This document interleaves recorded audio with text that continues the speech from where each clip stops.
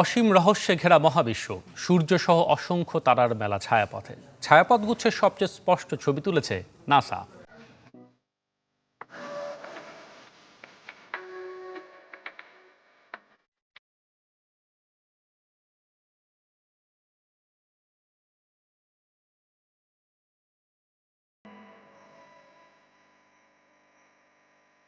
পরিবারের সাথে কোরবানির ঈদ উদযাপন করে আবারও কর্মস্থলে ফিরছে মানুষ। দেশের বিভিন্ন জেলা থেকে যাত্রী নিয়ে ঢাকায় ঢুকছে দূরপাল্লার বাস। দৌলতদিয়া ঘাটে মানুষের কিছুটা চাপ দেখা গেছে, তবে এর বিপরীতের চিত্র ছিল মাদারীপুরের কাঁঠালবাড়ি ঘাটে। দক্ষিণাঞ্চল থেকে লঞ্চগুলো বিকেল 4:30টার পর ছেড়ে আসার কথা রয়েছে। লঞ্চ কর্তৃপক্ষ জানিয়েছে যে 16 জুলাই পর্যন্ত সব কেবিনের টিকিট বিক্রি হয়ে গেছে। রেল স্টেশনেও রয়েছে ঢাকামুখী মানুষের ভিড়। আসতে মন চায় না, তারপর আসতে হয়, কি আর করার, যখন চাকরি করে আসতে তো হবে। আপনি টিকিট পেয়েছি, এমনি কোনো ঝামেলা হয় নাই। ভাই বোন দেখো, বাপ মা দেখবো একসাথে, এটাই আনন্দ।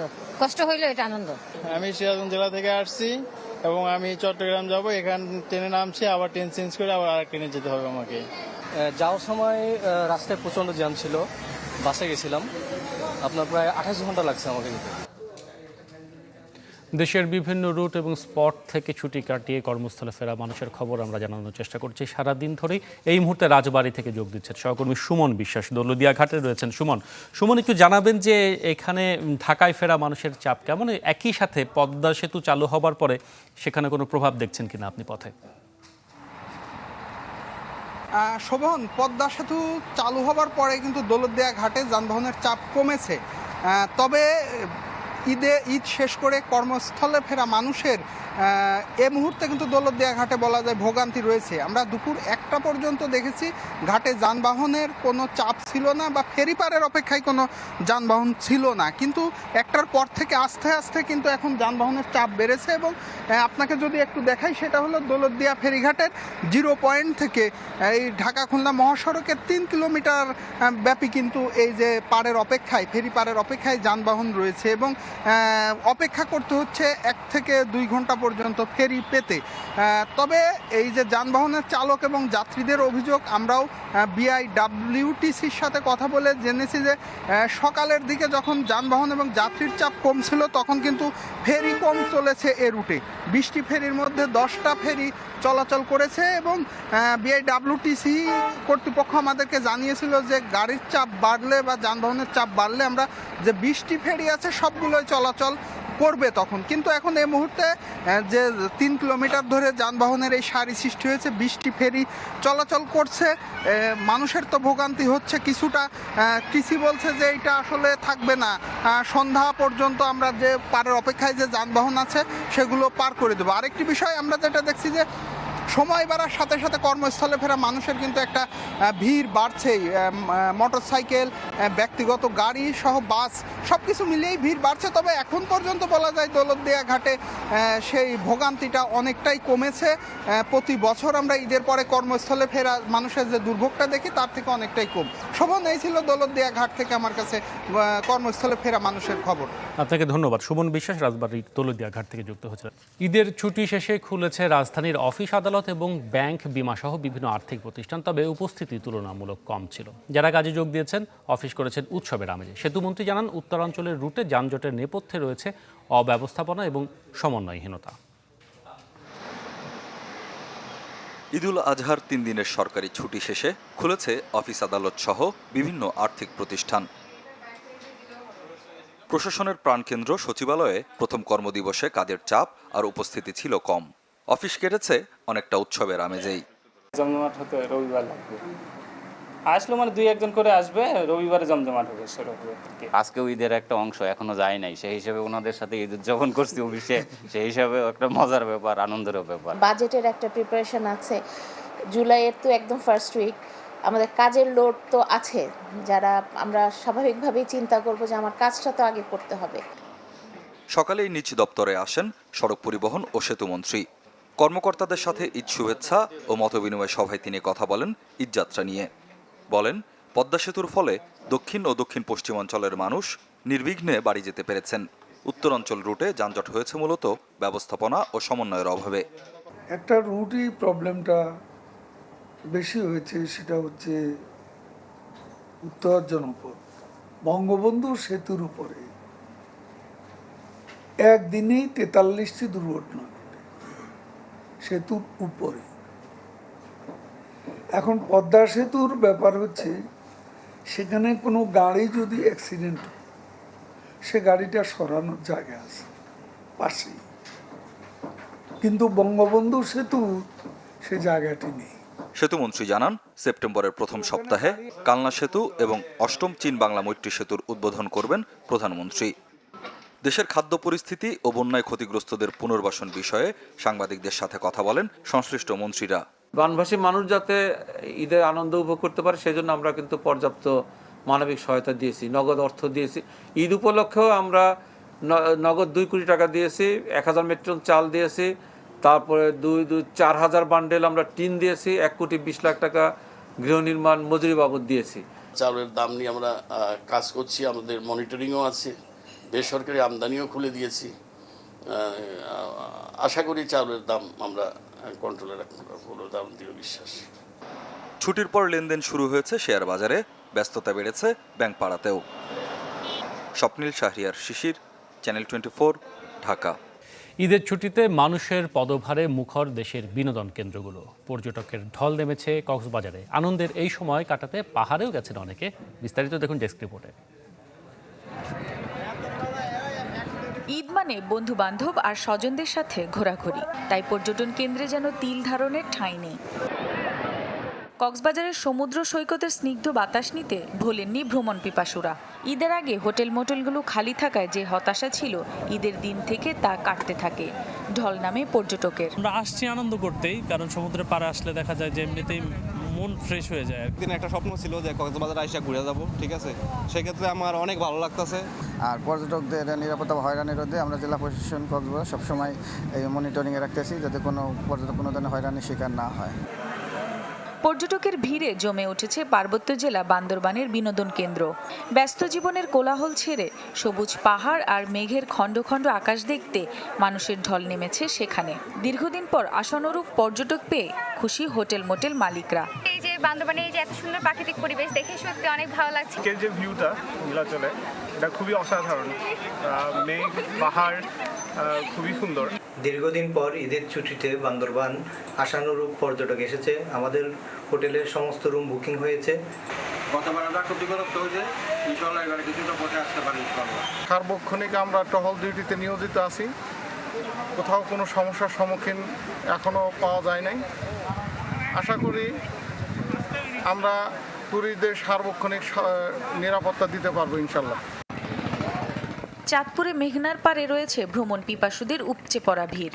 প্রাকৃতিক সৌন্দর্য উপভোগের পাশাপাশি নৌকা ভ্রমণ সহ শিশুদের নানান ধরনের রাইড নজর কেড়েছে পর্যটকদের।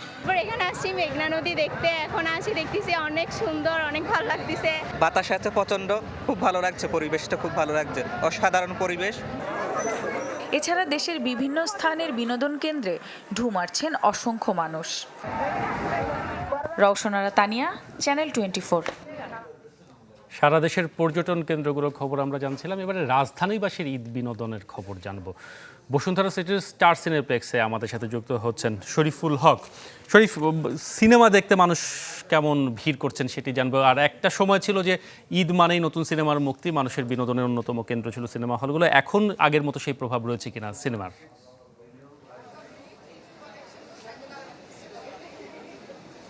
শোভন, আপনাকে ঈদের শুভেচ্ছা জানাচ্ছি। আমি এই মুহূর্তে আছি রাজধানীর বসুন্ধরা সিটির স্টার সিনেপ্লেক্সে। যারা ঈদের বাড়িতে গেছেন তারা তো গেছেন, আর যারা নগরবাসী ঢাকায় রয়ে গেছেন তাদের অন্যতম একটি বিনোদনের উৎস হচ্ছে ঈদের ছুটিতে সিনেমা দেখা।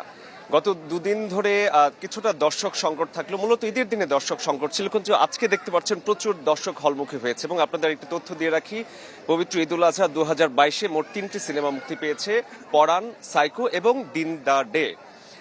আমার দর্শকদের সাথে কথা হয়েছে, তারা অনেকেই বলছিলেন তারা দিন দ্য ডে দেখতে এসেছেন এবং তাদের মূল আগ্রহের কেন্দ্রবিন্দুতে ছিল 100 কোটি টাকা বাজেটের একটি সিনেমা। সেই সিনেমাটি তারা দেখতে এসেছেন, কিন্তু দেখতে এসে একটু সমস্যার সম্মুখীন হয়েছেন। সেটি হচ্ছে তারা টিকিট পান নাই, অনেকেই টিকিট পান নাই। এবং কিছুক্ষণ আগে হল কর্তৃপক্ষের সাথে আমার কথা হচ্ছিল, তারাও বলছিলেন যে দিন দ্য ডে এর জন্য প্রচুর দর্শকের একটি চাহিদা রয়েছে, তারা এসেই সেই টিকিটের খোঁজ করছেন, কিন্তু হলে সিট সংকটের কারণে তারা সেই ছবিটির জন্য পর্যাপ্ত টিকিট দিতে পারছেন না। হল কর্তৃপক্ষ আমাকে যেটা জানিয়েছে যে মোট 5টি স্ক্রিনিং হচ্ছে 3:30 আর দর্শকদের একটি দাবি ছিল, তারা চাচ্ছিলেন যে শো টাইমটা 3:30 আরেকটু বাড়ানো যায় কিনা, এবং হল কর্তৃপক্ষ সেটা নিয়ে ভাবছে এবং হয়তো 1-2 দিনের মধ্যেই এই শো টাইমটা আরো কিছুটা বাড়াতে পারে। দর্শক, গতকালকে এই স্টার সিনেপ্লেক্সে অনন্ত জলিল এবং বর্ষা এসেছিলেন, দর্শকদের সাথে সিনেমা দেখেছেন। আজকে তাদের যাওয়ার কথা ছিল মিরপুরে সনি সিনেমা হলে, কিন্তু সেখানে সবগুলো টিকিট ফুল শো একেবারে বিক্রি হয়ে যাওয়ায় অনন্ত জলিল এবং বর্ষা সেখানে যাচ্ছেন না। আজকে তারা যাবেন মধুমিতা সিনেমা হলে দর্শকদের সাথে একসাথে বসে দিন দ্য ডে সিনেমা দেখার জন্য। শোভন, এই ছিল বসুন্ধরা সিটির স্টার সিনেপ্লেক্স থেকে সবশেষ তথ্য। শরীফ, ধন্যবাদ। শরীফ জানাচ্ছিলেন বিনোদন কেন্দ্রের বিভিন্ন খবর। এবার ঈদের সাথে অন্য অনুষঙ্গ চামড়া বেচা কেনার খবর জানাবো। ঈদের তৃতীয় দিন কাঁচা চামড়া বেচা কেনা নিয়ে হাক ডাক নেই রাজধানীর পোস্তায়। সারাদিনে হাতে গোনা কয়েকজন মৌসুমি ব্যবসায়ী চামড়া নিয়ে যান সেখানে, তবে আগের দুদিনের তুলনায় দর পেয়েছেন কম। আড়তদাররা জানান কোরবানির দ্বিতীয় দিনেই সব কার্যক্রম শেষ করেছেন তারা। লবণ দেওয়া চামড়া ট্যানারিগুলোতে স্থানান্তর শুরু হবে সপ্তাহখানেকের মধ্যে। ঈদের তৃতীয় দিনে এসে জৌলুস হারিয়েছে চামড়া বেচা কেনার কয়েক যুগের পুরনো ব্যবসা কেন্দ্র লালবাগের পোস্তা। এদিন তেমন ছিল না মৌসুমি ব্যবসায়ীরা, তবে যে কয়েকজন এসেছেন আগের দুদিনের তুলনায় চামড়ার দর পেয়েছেন অনেক কম। শুনলাম কালকে চামড়ার বাজার একটু চড়া গেছে, কিন্তু তবে আজকে যে একদম পানি দাম হয়ে গেছে গা। যেভাবে মাল আসে আমাদের ট্রাক সকাল পর্যন্ত, ঈদের দিন থেকে নিয়ে ঈদের পরের দিন পর্যন্ত ট্রাক থাকে, সেটা এখন হয়নি। আমাদের ঈদের দিন রাত 10টা বাজে ক্লিয়ার হয়ে গেছে। এবার প্রথমবারের মতো ঢাকার আশপাশের 4 থেকে 5টি স্থানে চামড়া সংরক্ষণের ব্যবস্থা করে কাঁচা চামড়া সমিতি। ব্যবসায়ীরা বলছেন এতে পোস্তায় কোরবানির পশুর চামড়া কমে গেছে। এরকম আমাদের কাছে কোনো নিউজ নেই যে আপনার চামড়ার দর পাচ্ছে না বা চামড়া নষ্ট হচ্ছে বা চামড়া পুঁতে ফেলছে। সো আমরা মনে করি যে সার্বিক ব্যবস্থাপনা মোটামুটি এবছর ভালো বিধায় আপনার আমাদের সংরক্ষণ ব্যবস্থা ভালো হয়েছে। ক্রেতা বিক্রেতারা বলছেন অন্যান্য বারের তুলনায় এবার চামড়ার ভালো দাম পেয়েছেন মৌসুমি ব্যবসায়ীরা। ইফতেখার আলম, চ্যানেল 24, ঢাকা। জাতীয় নির্বাচনে ইভিএম এর ব্যবহার নিয়ে দোটানায় নির্বাচন কমিশন। কেননা কমিশন বলেছিল সব দল না চাইলে ইভিএম চাপিয়ে দেওয়া হবে না, কিন্তু রাজনৈতিক দলগুলোর সাথে সংলাপের পর আওয়ামী লীগ সহ মাত্র 4টি দল ইভিএম এ ভোট চায়। এই অবস্থায় নির্বাচনে ইভিএম ব্যবহার নতুন কৌশল নিচ্ছে ইসি। আসান হিমেলের রিপোর্ট। আগামী জাতীয় সংসদ নির্বাচনে ইভিএমের ব্যবহার নিয়ে তর্ক বিতর্ক কমছে না একটুও। আস্থা অর্জনে ইসির সংলাপে কাজ হয়নি কিছুই। 39 দলের মধ্যে আওয়ামী লীগ সহ মাত্র 4টি দলই প্রত্যক্ষ সায় দিয়েছে ইভিএম ব্যবহারের পক্ষে। ভোট গ্রহণের পদ্ধতি বৃদ্ধি করা। এ অবস্থায় ইচ্ছা থাকলেও জাতীয় নির্বাচনে ইভিএম নিয়ে দোটানায় নির্বাচন কমিশন। কেউ কেউ বলেছে যে এটা total they agree with the EVM, কেউ কেউ বলেছে যে আমরা অ্যাগ্রি করি না, আবার কেউ কেউ বলেছে যদি কিছু মডিফিকেশন করা হয় তাহলে আমরা রাজি আছি। সে বিশ্লেষণ আমাদের করতে দেন, বিশ্লেষণ করার পরে আমরা জিনিসটা উপনীত হব। নির্বাচন কমিশন বলছে 17 তারিখ নতুন করে আবারও মতামত নেওয়া হবে রাজনৈতিক দলগুলোর। সে সংলাপেও যদি বেশিরভাগ দলের সায় না মেলে ইভিএম চাপিয়ে দিতে তখন নতুন কৌশল নেবে ইসি। কিছু কিছু রাজনৈতিক দল আছে যাদের মনে করেন যে ভোটার সংখ্যা বেশি, আবার কোনো হয়তো রাজনৈতিক দল আছে তাদের ভোটার সংখ্যা অত না, একেবারেই কম। তো দুজনকে কি একই আমরা ইম্পর্টেন্স দেব নাকি দুজনকে মানে ওয়েটেজ দিয়ে ইম্পর্টেন্স দেব, এগুলো তো সিদ্ধান্ত হয় নাই। তো দেখা গেল কেউ খুব কঠিনভাবে না বলছে, তার কোনো সাংসদই হয়তো নাই, কিন্তু তিনি যখন বলছেন তিনি বলছেন আমি 18 কোটি জনগণের প্রতিনিধিত্ব করছি। অবশ্যই তিনি করছেন, পলিটিক্স এর এমনই। এই সব কিছু বিচার বিশ্লেষণ করে আমরা কমিশনে বসবো এবং সিদ্ধান্ত নিব আগামী নির্বাচন সুষ্ঠু, অবাধ এবং সুন্দর করার জন্য কিভাবে করলে সবচেয়ে যুক্তিসঙ্গত এবং গ্রহণযোগ্য হয়। ইভিএম আরও বেশি কার্যকর করতে সংলাপে কোনো রাজনৈতিক দলের মতামত ছিল ভিভিপ্যাট বা পেপার ট্রেল চালুর। কমিশনও মানছে এটি কার্যকরী, কিন্তু ইসির হাতে যে 1.5 লাখ ইভিএম রয়েছে, ভিভিপ্যাট চালু করতে হলে কোনো কাজেই আসবে না এই মেশিন। প্যাডেরও যেমন কিছু অসুবিধা আছে, ডেটারও কিছু অসুবিধা আছে।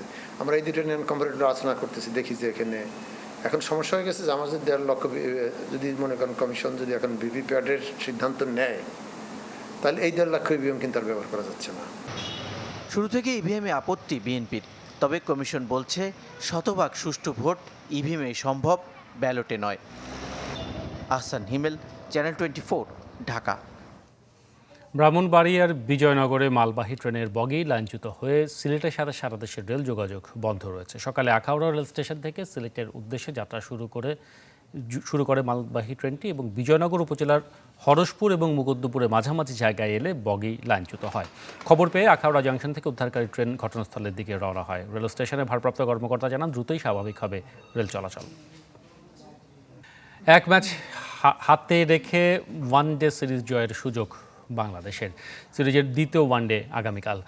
আবহাওয়া ভালো থাকায় প্রথমবারের মতো গায়ানায় অনুশীলন করার সুযোগ পেয়েছে বাংলাদেশ। নেটে দীর্ঘ সময় ঘাম ঝরিয়েছে পুরো দল, তবে গুরুত্ব পেয়েছে ফিল্ডিং আর ক্যাচিং অনুশীলন। উইনিং কম্বিনেশন বজায় রেখে অপরিবর্তিত একাদশ খেলানোর সম্ভাবনা, তবে পরিবর্তন আসতে পারে ওয়েস্ট ইন্ডিজ দলে।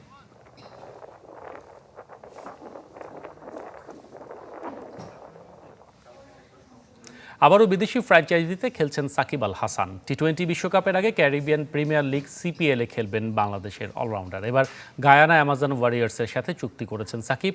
এরই মধ্যে বিসিবি থেকে অনাপত্তিপত্র পেয়েছেন তিনি। তবে এশিয়া কাপের জন্য সিপিএলের শুরুর ম্যাচগুলো খেলতে পারবেন না সাকিব আল হাসান। 31 আগস্ট শুরু হচ্ছে সিপিএল। এর 4 দিন আগে শুরু হয়ে 11 সেপ্টেম্বর পর্যন্ত চলবে এশিয়া কাপ। এর আগে সিপিএলের দল বার্বাডোস ট্রাইডেন্টস এবং জ্যামাইকা তালওয়াসে খেলেছেন সাকিব আল হাসান। দেশের বাইরে খবরে যাচ্ছি। ভারতের পশ্চিমবঙ্গের মুখ্যমন্ত্রী মমতা ব্যানার্জির বাড়িতে হাফিজুল মোল্লা নামে এক ব্যক্তির অনুপ্রবেশের ঘটনায় আদালতের প্রতিবেদন জমা দিয়েছে স্পেশাল ইনভেস্টিগেশন টিম। এতে কয়েক দফায় উঠে এসেছে বাংলাদেশের নাম। প্রতিবেদনে বলা হয় 2021 সালে সাতক্ষীরার ভোমরা সীমান্ত দিয়ে অবৈধভাবে ভারতে ঢোকেন হাফিজুল। বেশ কিছুদিন থেকে ফিরে যান। ঠিক কী কারণে তিনি সেখানে গিয়েছিলেন এ বিষয়ে রিপোর্টে কোনো তথ্য নেই। স্পেশাল ইনভেস্টিগেশন টিম আদালতকে জানিয়েছে মুখ্যমন্ত্রীর বাড়ির কাছ থেকে উদ্ধার করা হয়েছে হাফিজুলের মোবাইল ফোন, যাতে ব্যবহার করা হয়েছে 11টি সিম কার্ড। এসব সিম দিয়ে কল করা হতো ভারতের বিহার, ঝাড়খণ্ড এবং বাংলাদেশের নাম্বারে।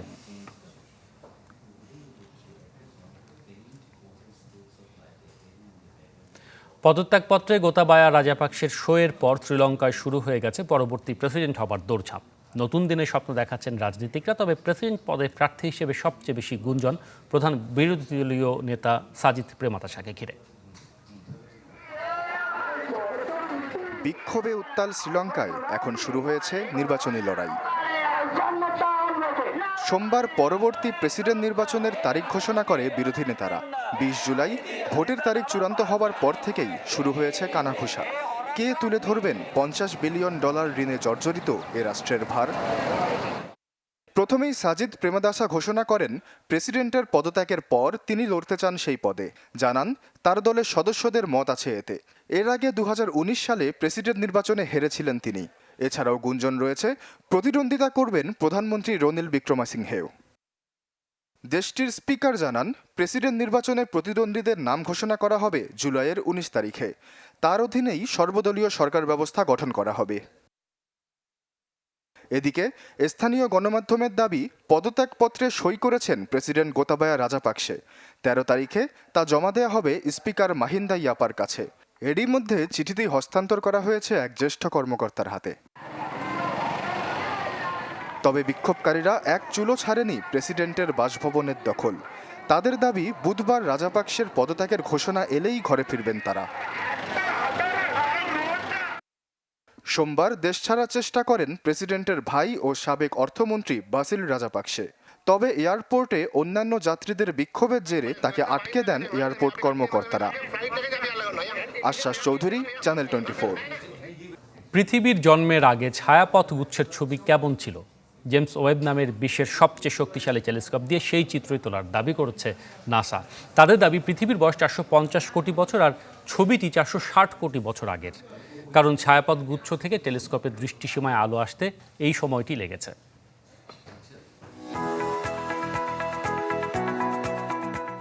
বিগ ব্যাংয়ের পর কেমন ছিল প্রথম তারার আলো? সেটি থেকে কি করে আরও তারা জন্ম নেয়? তারপর কি করেই বা তৈরি হয়েছে নক্ষত্র খচিত ছায়াপথ? এরকম রহস্যময় জিজ্ঞাসা মানুষকে ঘিরে রেখেছে যুগ যুগ ধরে। এবার ছায়াপথের পূর্ণাঙ্গ রঙিন ছবি প্রকাশ করেছে যুক্তরাষ্ট্রের মহাকাশ গবেষণা কেন্দ্র নাসার টেলিস্কোপ। জেমস ওয়েব স্পেস নামে কক্ষপথে স্থাপিত সবচেয়ে শক্তিশালী এই টেলিস্কোপ থেকে পাঠানো ছায়াপথ গুচ্ছের ছবি উন্মোচন করেন মার্কিন প্রেসিডেন্ট জো বাইডেন।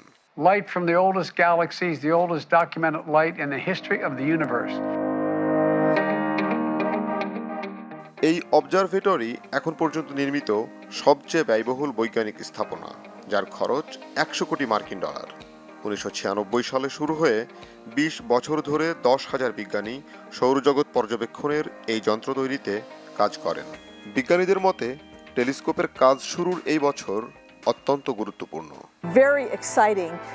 গত 20 বছর ধরে আমরা যে পরিকল্পনা করছিলাম তার বেশিরভাগ প্রথম বছরেই কার্যকরী হতে যাচ্ছে।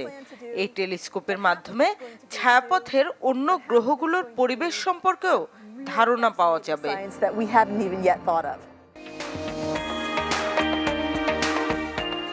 টেলিস্কোপটি 2021 সালের ডিসেম্বরে ফ্রেঞ্চ গায়ানার কৌরু স্পেসপোর্ট থেকে তেল চালিত আরিয়ান 5 রকেটে উৎক্ষেপণ করা হয়। এটি পৃথিবী থেকে প্রায় 10 লাখ মাইল দূরের দ্বিতীয় ল্যাগ্রাঞ্জ পয়েন্ট থেকে সূর্যকে প্রদক্ষিণ করছে। এগুলো টেলিস্কোপ থেকে পাঠানো প্রথম ছবি। এরপর আরো অনেক রহস্য উন্মোচিত হতে পারে। অন্যান্য গ্রহগুলো প্রাণ ধারণের উপযোগী কিনা তার ধারণা পাওয়া যাবে টেলিস্কোপটি থেকে। And I can't get my head around what it might be.